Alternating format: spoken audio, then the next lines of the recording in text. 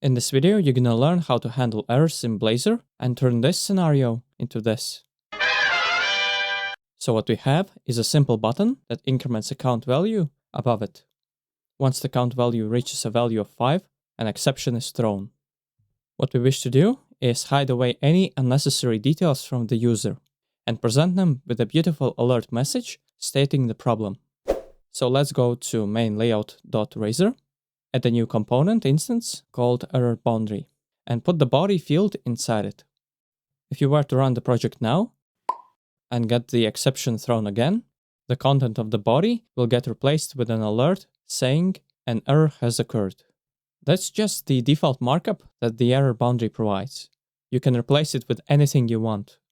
Go back to the Razor file, add a new tag called child content, and move the body inside it.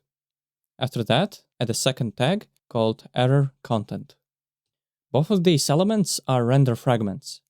Child content represents what we will see by default, and error content will contain the markup that you will see when an exception is thrown. Let's add a bootstrap alert with a close button. If you wish to display the details of the exception, there's a way to access it. Add a parameter called context, assign any name you want. Let's just call it exception. Now inside the alert, you can type in @exception and display any of its parameters.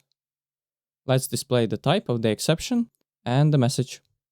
Now if you run the project now and throw in another exception, you will get an alert containing the exception details this time. In our case, there is a close button, but all it does is erase the alert window. Instead, we could recover our component to the state it was in originally, before the exception occurred.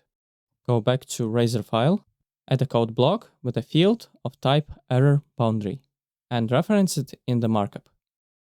Next, add an on-click callback on the button and assign the error boundary recover method to it. Now if you run the project again, throw in another exception. This time, if you close the alert, our component will revert to its original state with a count of 0. Now there's one last thing that you may want to know, and that is how to get rid of the console errors that appear due to the exception.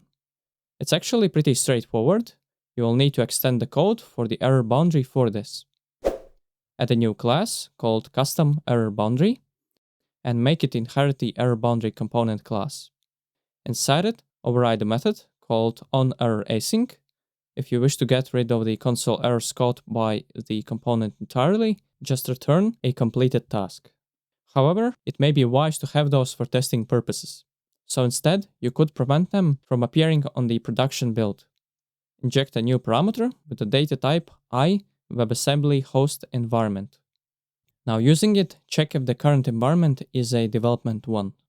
If it is the case, return an error. Otherwise, just return a completed task. In this case, for testing purposes, let's reverse the condition just to see if the errors are now hidden. Now go back to the main layout.razor, replace the error boundary component with the custom error boundary. Run the project again, throw an exception, check the console, and as you can see, this time we no longer see any error messages.